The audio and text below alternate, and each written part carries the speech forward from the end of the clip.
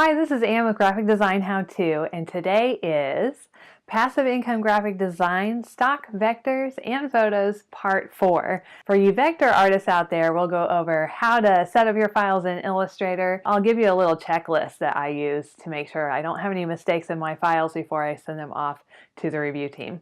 For photographers, I'll tell you how to set up your camera to get the best kind of images and the best resolution for shooting stock photography. And then we'll actually go to Shutterstock and create an account, get all that set up, and upload our first images. So let's get started. Okay, so first we're going to talk about vectors, and I'm going to go over quickly how to set up your files in Illustrator if you're using Illustrator. First, come over here to inches and change that to pixels, and I usually do 600 by 600. It doesn't really matter with vectors because you can always resize them. Leave all the rest of it alone and say create. This will give you your artboard. I'm going to command minus to zoom out because I want to show you how I usually use a few artboards, and I go by subject. So I'm going to add a few more here. I'm going to zoom out, command minus. And so now you can see I have 5 artboards, and I usually put one graphic on each one of these, and it makes it really easy to export later. So I'll show you a document I already have set up. We'll just get out of this one, and here is that example. So I have my 5 images ready to go. I've got these 3, which honestly I would normally make a set, just one image with these 3 items on it, and then a set of suns, but this is just an example for you. Now I want to show you how to save it for the stock websites. I do the same for all the stock websites that I'm a member of so that I don't have to do it several different times in different ways. Okay, so I'm going to go to File, Export, and Export As. When you create images for the stock websites, you have to upload usually a JPEG and an EPS file if you're doing vector. So let's go and change this to JPEG, and we'll say use artboards, and that's really important. And I'll just put it on my desktop, export. And here you really need to have this pretty high PPI. I usually put it at 750. Color model is probably best to go RGB here, and then say OK. And it might take some time to export those as JPEGs. And then the other thing you want to do is just do File, Save As, and then do EPS. And you'll also want to click Use Artboards here, and then go to Save. Now here's where you really need to make some changes. The version needs to be Illustrator 10. That's really important because a lot of people have older versions of Illustrator and they need that type of file, otherwise they can't open it on their program. So always use Illustrator 10 or older. And this also takes just a little bit of time. So that's it. These are all the files that you'll need to upload. At this point, I go back and open up all of the EPS and make sure there are no mistakes in my files. And I have a checklist for this. And my checklist can be found in the description. We want to save as an EPS 10. We want to make sure it's under 15 megabytes. So let's check that. So I checked that on my file size here.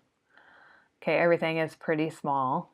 If there are fonts, I outline all the fonts. If you have pattern fills and strokes that use stroke profiles, you won't be able to get those past the review process. They'll stop them because a lot of the older versions of Illustrator don't have access to those things, so they don't allow them. The next thing to check is your links window. Make sure there are no links over here, no bitmaps or JPEGs.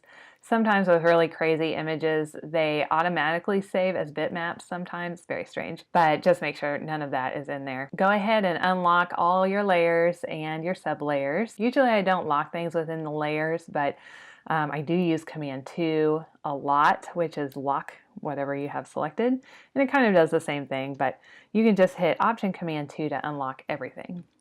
And then get rid of everything outside the artboard. And this is a problem with this one right here. As you can see, I have stuff outside of my artboard. So I'm going to go ahead and just delete that. So that's the checklist I use for all of my images. And I think it's a great idea to make a checklist of your own. Like I said, there's one in my description, but if you find you're having the same problems over and over in your files, definitely make yourself a checklist so you don't have to waste time.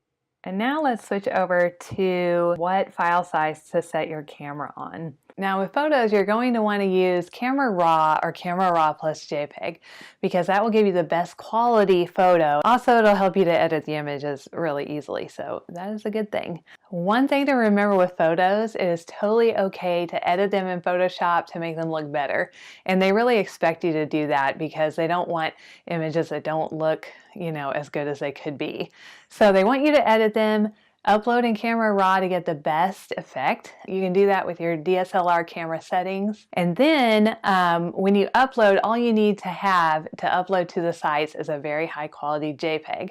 So you can just save your Camera Raw image as a JPEG, and then you're good to upload that. Of course, you'll need a keyword and all of those things, but we'll get into that in just a moment. Okay, so we've gotten this far. I'm not going to go over in depth how to do a photo because it's really different. The editing is going to be different for every photo. Okay, so I'm going to type submit.shutterstock.com, and that is where you can sign up to be a Shutterstock contributor. Now this is going to be different than the regular Shutterstock where you buy. This is a selling site, so make sure you have submit at the beginning of your website name. And it'll bring you to this page, and I'm going to go ahead and say sign up now. And here's where we enter all the information, and I'm just going to enter some fake stuff, but enough to get me in. Okay, I have to go verify my account. It's just like any other account you sign up for.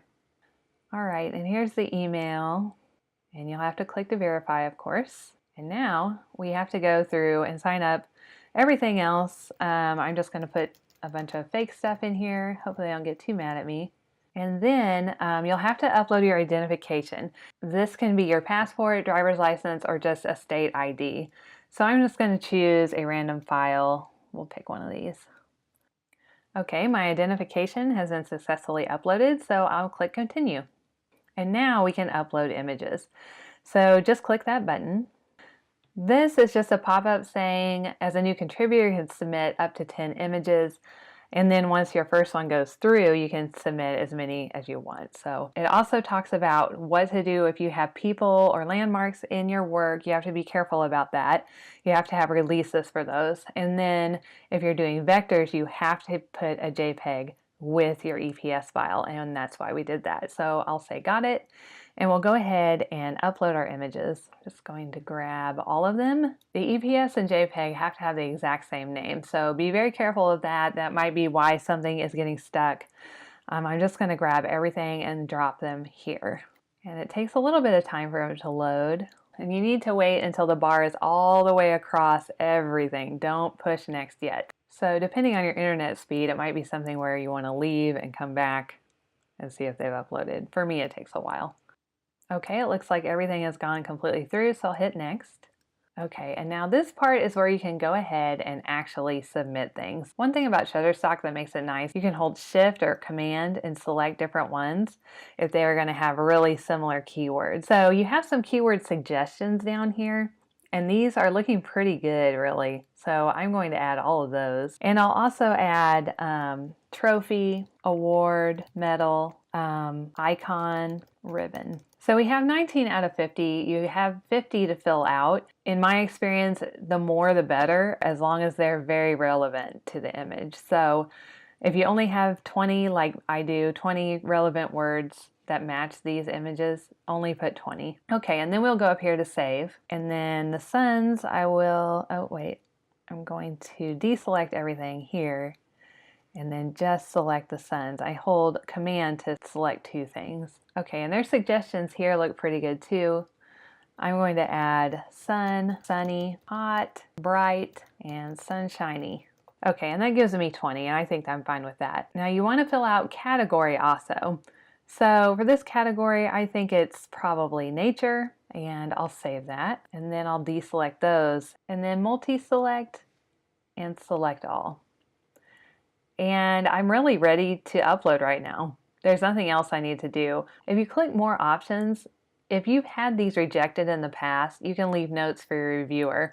You can leave a case number, an illustration without a reference, previously submitted. You can choose one of those. If you have nudity or anything that's a little off color, you would definitely want to check that. And then if you have releases like model releases or architecture releases, you would upload those there.